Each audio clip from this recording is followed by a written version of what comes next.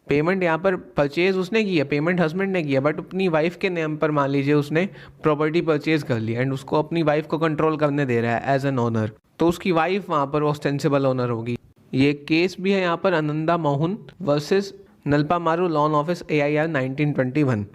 एक और इलस्ट्रेशन यहाँ पर हम ऑस्टेंसिबल ओनर का देख सकते हैं, जहाँ पर एक ब्रदर है मान लीजिए, उस ब्रदर के पास प्रॉपर्टी है, उस प्रॉपर्टी में उसकी सिस्टर का भी शेयर है, उसका भी शेयर है, दोनों का मान लीजिए हाफ शेयर है, बट पिछले 25 साल से रेवेन्यू रिकॉर्ड्स में उसका नाम है सिर्फ एज एन ओनर, पिछले 25 ईयर से उसी का नाम है as respect to whole property.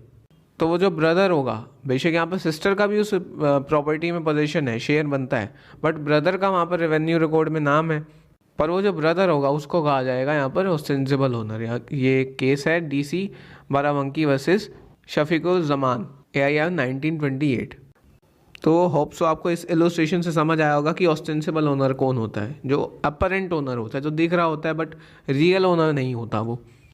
So first इसका एसेंशियल हमने देखा कि जो ट्रांसफरर जो है ऑस्टेंसिबल ओनर होना चाहिए। दूसरा यहाँ पर कंडीशन है कि जो ऑस्टेंसिबल ओनर हो वो रियल ओनर की इम्प्लाइड या फिर एक्सप्रेस कंसेंट से होना चाहिए। तो एक इम्पॉर्टेंट रिक्वायरमेंट है इस सेक्शन की कि जो ऑस्टेंसिबल ओनर होना चाहिए वो एक्सप्रेस या फिर इम्प्लाइड कंसेंट से होना चाहिए रियल ओनर की, एंड जो एक्सप्रेस या फिर इम्प्लाइड कंसेंट है वो एक वैलिड और फ्री कंसेंट होनी चाहिए। देखिए एक्सप्रेस कंसेंट कैसे हो सकती है, कैन बी बाय वर्ड से कि रियल ओनर ये कह दे yes you can deal with this property, and where by conduct a person allows other to deal with his property as his it would amount to implied consent. And express consent से अलावा भी एक conduct के जरिए भी मान लीजिए जो रियल ओनर है, वो जो अदर पर्सन है जो ऑस्टेंसिबल ओनर है उसको कुछ कह ही नहीं रहा, वो कैसे भी डील कर रहा है उसकी प्रॉपर्टी से, वो टेनेंट्स को मैनेज कर रहा है, वो उसकी प्रॉपर्टी में से रेंट्स कलेक्ट कर रहा है, एंड रियल ओनर वहाँ पर कुछ भी ऑब्जेक्शन नहीं उठा रहा, तो एक तरीके से कंडक्ट हो गया रियल ओनर का। तो या फिर एक्सप्रेस कंडक्ट होनी चाहिए या फिर इम्प्लाइड कंडक्ट या फिर कंसेंट होनी चाहिए। एक बात यहाँ पर ध्यान रखिए कि जो ट्रांसफरर है वो ऑस्टेंसिबल ओनर होना चाहिए ट्रू ओनर की इम्प्लाइड या फिर एक्सप्रेस कंसेंट से, बट वो जो ट्रांसफरर है, वो जो ऑस्टेंसिबल ओनर है, वो जो ट्रांसफ़र कर रहा है ना, वो ज़रूरी नहीं है कि वो ट्रू ओनर की कंसेंट से हो, ठीक है ना। मेन एलिमेंट यहाँ पर इस सेक्शन का ये आता है कि वो जो ट्रांसफ़र के लिए यहाँ पर कंसेंट नहीं चाहिए। बहुत सारे केसेस हैं यहाँ पर आप रेफ़र कर सकते हैं, नीचे मैंने लिखे हुए हैं। इन सभी केसेस में यही बात हेल्ड की गई थी कि जो ट्रांसफ़र जो है वो ट्रू ओनर की कंसेंट से होना ज़रूरी नहीं है। नेक्स्ट यहाँ पर एसेंशियल है कि जो ट्रांसफ़र होना चाहिए वो कंसिडरेशन के लिए होना चाहिए। जो ट्रांसफरर ने, जो ऑस्टेंसिबल ओनर ने ट्रांसफ़र किया हो ट्रांसफरी को, वो फॉर कंसिडरेशन होना चाहिए। एंड ये जो प्रिंसिपल है, ये जो सेक्शन है, तभी ट्रांसफरी को प्रोटेक्ट करेगा जब ट्रांसफ़र जो है कंसिडरेशन के लिए होगा। एक तरीके से अगर ऑस्टेंसिबल ओनर ने गिफ्ट कर दी ट्रांसफरी को प्रॉपर्टी, तो ये सेक्शन ट्रांसफरी को प्रोटेक्ट नहीं करेगा, फिर ये वो जो प्रॉपर्टी है वो ट्रांसफरी के पास नहीं रह सकती, वापस वो जो प्रॉपर्टी है वो रियल ओनर के पास आ जाएगी अगर बिना कंसिडरेशन के ट्रांसफ़र है। नेक्स्ट यहाँ पर इंपॉर्टेंट रिक्वायरमेंट है इस सेक्शन की, एसेंशियल रिक्वायरमेंट है कि ट्रांसफरी यहाँ पर रीजनेबल केयर रखेगा एंड साथ में गुड फेथ में उसने एक्ट किया हो। पहले रीजनेबल केयर देखते हैं। देखिए मेनली ये सेक्शन ट्रांसफरी के लिए ही बनाया गया है, ये जो एनैक्टमेंट है ट्रांसफरी के लिए बनाई गई है कि उसने रीजनेबल केयर रखे, ये चेक किया कि जिससे मैं प्रॉपर्टी परचेज़ कर रहा हूँ वो रियल ओनर है ना। उसने सभी इंक्वायरीज करी, उसने गुड फेथ में एक्ट करा, उसको ये समझ आया कि हाँ यही रियल ओनर है, उसने प्रॉपर्टी परचेज़ कर ली। बाद में उसको पता चलता है कि ये तो रियल ओनर था ही नहीं। अब उसके लिए तो ये गलत है ना, उसके लिए तो ये प्रेजुडिस है। अब उसने इतनी इंक्वायरीज करी, अच्छे नियत में वो चला, गुड फेथ में वर्क करा, उसने इतने पैसे इकट्ठे करके अपनी प्रॉपर्टी वो परचेज़ की होगी। अब उसके बाद मान लीजिए लॉ ये कंसीडर कर दे उस ट्रांसफ़र को इनवैलिड है कि ये ट्रांसफ़र, तो कितना गलत है उस ट्रांसफरी के लिए। तो मेनली ये ट्रांसफरी के लिए ये सेक्शन है कि ट्रांसफरी का यहाँ पर इंटरेस्ट वायलेट नहीं होना चाहिए, पर द इम्पोर्टेंट रिक्वायरमेंट इज़ कि उसने रीजनेबल केयर रखा हो एंड गुड फेथ में वो एक्ट किया हो। तो रीजनेबल केयर देखते हैं कि transferee must prove that he has taken reasonable care. उसको वहाँ पर प्रूव करना होगा ट्रांसफरी को कि उसने रीजनेबल केयर रखा था, उसने रीजनेबल इंक्वायरीज की थी। यहाँ पर जो ये एक्सप्रेशन रीजनेबल है ना, ये जो टर्म रीजनेबल है, इसका मतलब है कि जो ऑर्डिनरी इंसान, जो ऑर्डिनरी प्रूडेंस का इंसान होता ना, जो नॉर्मल सोच समझ का इंसान होता, जितनी वो इंक्वायरीज करता उतनी इंक्वायरीज उसको करनी चाहिए। कि weather the transfer is taken reasonable care उसने रखा था कि नहीं रखा था, वो पर्टिकुलर केस के फैक्ट्स को देख के ही पता चल सकता है। इसमें एक केस है एमडी सुलेमान वर्सेस सकीना बीबी का। देखिए इसमें क्या है, एक एस है, एस यहाँ पर एस का नाम है मुसम्मत Sakina, she is a woman. ये जो मुसम्मत सकीना है इनको एस से आगे रेफ़र किया गया है इस केस में। एस ने ऑन किया एक हाउस कानपुर में 1912 में, 1912 में एस जो है पिलग्रिमेज पे चली गई एंड उसने उस हाउस को बी के चार्ज में छोड़ दिया। बी यहाँ पर बदुल्ला है, जिनको आगे बी नेम से ही रेफ़र करूँगा मैं इस केस में।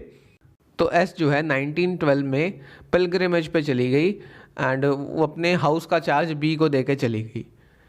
1915 में क्या होता है, 3 साल बाद बी जो है अप्लाई करता है म्यूनसिपैलिटी में कि उसको ये नहीं पता कि एस कहाँ पे चली गई है, एस का नहीं पता कि एस जिंदा है, एस मर चुकी है, 3 साल हो चुके हैं, तीर्थ यात्रा पे गई थी एंड वो वापस नहीं आई है। बी सिंपली यहाँ पर प्रे करता है, एप्लीकेशन लगा देता है कि जो एस का हाउस है ना वो मेरे नाम पर एंटर कर दो क्योंकि मैं एस का ईयर हूँ। उसके बाद वो एप्लीकेशन लगाता है, एप्लीकेशन ग्रांट हो जाती है, एप्लीकेशन वाज ग्रांटेड। बी का नाम वहाँ पर हाउस टैक्स रजिस्टर में एंटर कर दिया जाता है, बट किस लिए एंटर किया जाता है, was only made for the purpose of assessment and collection of house tax. B का नाम हाउस टैक्स रजिस्टर में एज एन ओनर रजिस्टर नहीं किया जाता, बट किस लिए रजिस्टर किया जाता है कि जो कलेक्शन होगा, असेसमेंट होगा हाउस टैक्स का, उससे रिलेटेड उसका नाम वहाँ पर एंटर कर दिया जाता है। उसके बाद क्या होता है, 2 साल बाद क्या होता है, B sold the house to C. B उस हाउस को, उस घर को सी को बेच देता है। सी वहाँ पर क्या करता है, सी गुड फेथ में, अच्छी नीयत में म्यूनसिपल रजिस्टर को इंस्पेक्ट करके वो हाउस बी से परचेज कर लेता है। उसके बाद क्या होता है, 1918 में, 1918 में एस जो है कानपुर में वापस आ जाती है। 6 साल बाद एस वापस आ जाती है एंड वो अपने हाउस को क्लेम करती है। वो कहती है तो हाउस मेरा है। अब सी ने वो हाउस परचेज कर लिया होता है। 6 साल बाद एस जो है वापस आती है कानपुर एंड वो अपना हाउस क्लेम करती है। वो सी के अगेंस्ट सूट फाइल कर देती है। तो यहाँ पर हेल्ड क्या होता है, जो डिफेंडेंट है, जो सी है, वो इंटाइटल नहीं था सेक्शन 41 के प्रोटेक्शन के लिए। मतलब इन्होंने कह दिया, जो ट्रांसफर ही है ना यहाँ पर, जो डिफेंडेंट, जो सी ने, अब सी ने क्या करा, बी से वो परचेज किया था हाउस। बी यहाँ पर ऑस्टेंसिबल ओनर था, ऑस्टेंसिबल ओनर ने आगे प्रॉपर्टी को एलिनिएट कर दिया था सी को, बट कोर्ट ने हेल्ड करा कि जो सी है ना एंटाइटल नहीं है सेक्शन 41 के प्रोटेक्शन के लिए। क्यों नहीं है, कोर्ट ने कहा कि उसको पता होना चाहिए था कि जो एस है ना वो ओरिजिनल ओनर है। अगर वो इंक्वायरीज करता, if he had carried his inquiries further, he would have found that the entry of the name of B in the house tax register was made only for the purpose of assessment. अगर वो inquiries करता ना तो उसको ये पता चलता कि बी का नाम जो हाउस टैक्स रजिस्टर में है ना वो इसीलिए लिखा गया है because for the purpose of assessment and collection of house tax की असेसमेंट और कलेक्शन के लिए सिर्फ। एज एन ओनर बी का नाम वहाँ पर एंटर नहीं किया गया था। क्यों नहीं किया गया था, बी ने एप्लीकेशन लगाई थी म्यूनसिपैलिटी में कि उसको नहीं पता कि एस जिंदा है या फिर मर चुकी है। बट यहाँ पर जो प्रिजम्पशन ऑफ डेथ है ना, डेथ का प्रिजम्पशन है वो 7 साल से पहले नहीं प्रिज्यूम किया जा सकता कि कोई पर्सन की डेथ हो चुकी है। तो कोर्ट ने हेल्ड करा कि सी ने रीजनेबल केयर यहाँ पर नहीं रखा एंड एट लास्ट वो जो प्रॉपर्टी है वापस एस के पास चली गई थी। सो सभी एलिमेंट्स इंपॉर्टेंट हैं। लास्ट यहाँ पर गुड फेथ भी आता है इसके साथ साथ। Lastly it must be shown that the transferee acted in good faith. यहाँ पर ट्रांसफरी का गुड फेथ में एक्ट करना ही बहुत जरूरी है। Honestly and in real belief that ostensible owner was the real owner, कि उसको सच में लगता हो, उसको सच में लगता हो कि ऑस्टेंसिबल ओनर ही रियल ओनर है। And reasonable care is not enough if there is absence of good faith. खाली रीजनेबल केयर इनफ नहीं है अगर एब्सेंस हो गुड फेथ का। दोनों चीज़ें यहाँ पर एक केस है यहाँ पर गुरबख्श सिंह वर्सेस निक्का सिंह, AIR 1963 सुप्रीम कोर्ट का केस है। इस केस में क्या हेल्ड किया गया था, फैक्ट्स देखकर, जहाँ पर फैक्ट्स को देखकर ये प्रूव हो गया बियॉन्ड डाउट, ये लग रहा है कि जो परचेजर है ना उसको नॉलेज थी कि जो ट्रांसफरर का जो टाइटल है ना वो डिस्प्यूट में है, जो ट्रांसफरर की ऑनरशिप है ना वो परफेक्ट नहीं है, वो कहीं ना कहीं डिस्प्यूट में है। एंड ट्रांसफरी ने यहाँ पर क्या करा, परचेजर ने क्या करा, रिस्क ले लिया परचेज करने में प्रॉपर्टी को। तो इन फैक्ट से ये प्रूव होता है कि परचेजर को नॉलेज थी कि डिफेक्ट है टाइटल में, ट्रांसफरी को नॉलेज थी कि ट्रांसफरर के टाइटल में डिफेक्ट है। फिर भी अगर वो परचेज़ करता है प्रॉपर्टी को तो ये बोला जाएगा कि उसने गुड फेथ में प्रॉपर्टी परचेज़ नहीं की है। जब उसको पता है कि डिफेक्ट है टाइटल में फिर भी उसने परचेज़ कर ली तो गुड फेथ तो रहा ही नहीं। तो ये मेन एलिमेंट जो 4 एसेंशियल्स थे हमने देख लिए। इसके बाद एक पॉइंट रहता है बर्डन ऑफ प्रूफ, कि बर्डन ऑफ प्रूफ किस पे रहेगा, कि ट्रांसफर जो है ऑस्टेंसिबल ओनर था। ये burden of proof at first instance किस पे रहेगा, ये बर्डन ऑफ प्रूफ ये प्रूफ कौन करेगा कोर्ट में, the burden of proving that the transferor was an ostensible owner is on the transferee who seeks the protection of this section. Burden of proof यहाँ पर ट्रांसफरी पे रहेगा, because section किसके लिए बना है, सेक्शन किसको प्रोटेक्ट करता है, ट्रांसफरी को प्रोटेक्ट करता है। तो उसको ही ट्रांसफरी को ही प्रूव करना पड़ेगा कि जो ट्रांसफरर था वो ऑस्टेंसिबल ओनर था। सो ये हमने ये सेक्शन देख लिया। इसके बाद यहाँ पर प्रेजेंट सिचुएशन की बात करते हैं। देखिए प्रेजेंट सिचुएशन इस इनैक्टमेंट की, इस सेक्शन की बिल्कुल ही अपोजिट है। देखिए बेनामी ट्रांजैक्शन प्रोहिबिशन एक्ट 1988 के आने के बाद इसकी जो पोजीशन है बिल्कुल चेंज हो गई थी। देखिए क्या है यहाँ पर, the law relating to transfer of property by an ostensible owner under this section are now subject to the provision of benami transaction prohibition of right to recover property act 1988। Ostensible owner से जो law relate करता है वो it is now subject to the provisions of benami transaction act. मतलब एक तरीके से बेनामी ट्रांजैक्शन जो एक्ट है 1988 वो इस प्रोविज़न को ओवरराइड करता है। देखिए बेनामी ट्रांजैक्शन क्या होता है, means any transaction in which property is transfer to one person for a consideration paid और provided by another person. Consideration किसी और पर्सन ने दी है पर वो प्रॉपर्टी किसी और के नाम हो रही है, वो बेनामी ट्रांजैक्शन होता है। In simple word the person who purchase the property and pay price for it does not purchase the property in his own name. मान लीजिए आप परचेज करते हैं प्रॉपर्टी, वही जो हमने बेनामीदार का एग्जांपल देखा था कि अगर मान लीजिए आप परचेज करते हैं प्रॉपर्टी बट आप उसमें नाम लिखवा देते हैं अपने फ्रेंड का उस प्रॉपर्टी में, तो वो जो ट्रांजैक्शन होगा वो बेनामी ट्रांजैक्शन होगा। पहले ये काम किया करते थे लोग टैक्स से बचने के लिए कि अपने रिलेटिव्स के नाम उन्होंने प्रॉपर्टी करवा दी। कंसिडरेशन या फिर जो प्राइस ऑफ प्रॉपर्टी का एक पर्सन ने दिया है, उन्होंने दिया है, बट लोग क्या करते थे अपने रिलेटिव्स के नाम पे प्रॉपर्टी करवा देते थे। जो दूसरा पर्सन है जिसके नाम पे whose name is used as owner of the property is known as बेनामीदार। जिसके नाम पे प्रॉपर्टी ऑन की गई है वो बेनामीदार इसको बोला जाता था, जो कि ऑस्टेंसिबल ओनर है। तो यहाँ पर बेनामी ट्रांजैक्शन एक्ट 1988 क्या प्रोवाइड करता है, ये कहता है कि provide that where property is transferred benami, जहाँ पर प्रॉपर्टी ट्रांसफ़र हो गई बेनामी ट्रांजैक्शन जहाँ पर कर दिया, किसी और के नाम पे प्रॉपर्टी अगर ट्रांसफ़र कर दी तो जिसके नाम पे प्रॉपर्टी वो ली गई है in whose name the property is held shall become the real owner. जिसके नाम पे प्रॉपर्टी खरीद ली गई वही रियल ओनर बन जाएगा। ये एक्ट प्रोवाइड करता है no suit claim or action to enforce any right in respect of property held benami against the person in whose name the property is held.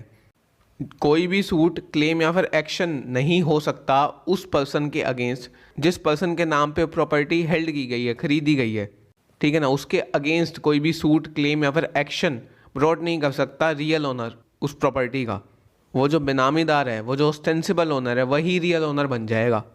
So the doctrine of benami will by virtue of this enactment cease to be part of Indian law. तो ये जो doctrine of बेनामी, जो section 41 जो हमने discuss करा transfer bye ostensible owner, ये अब इस टाइम प्रेजेंट में इंडियन लॉ का पार्ट नहीं रहा है। कोई कॉन्सेप्ट ही नहीं बचा ऑस्टेंसिबल ओनर का, जिसके नाम पर प्रॉपर्टी है वही रियल ओनर है। सो इस सेक्शन का एप्लीकेशन, ये जो एनेक्टमेंट है, ये सीज हो चुका है, इंडियन लॉ का पार्ट नहीं रहा है। सो इसी के साथ हमारा ये टॉपिक खत्म होता है, सेक्शन 41 हमारा कंप्लीट हुआ। होप सो आपको ये वीडियो अच्छी लगी होगी। वीडियो अच्छी लगी हो तो प्लीज़ लाइक कीजिए। कोई डाउट रहता है नीचे कमेंट कर सकते हैं, I will try to solve that doubt. And TPA की बाकी जो इससे पहले की जो वीडियोज़ हैं आप प्लेलिस्ट में जाके चेक कर सकते हैं, सभी वीडियोज़ वहाँ पे अपलोडेड हैं। इंस्टाग्राम पे फॉलो करने के लिए लिंक जो है डिस्क्रिप्शन बॉक्स में दिया गया है, वहाँ पे आईडी जाके आप फॉलो कर सकते हैं। सो यही था आज के लिए। That was it for today. Have a nice day.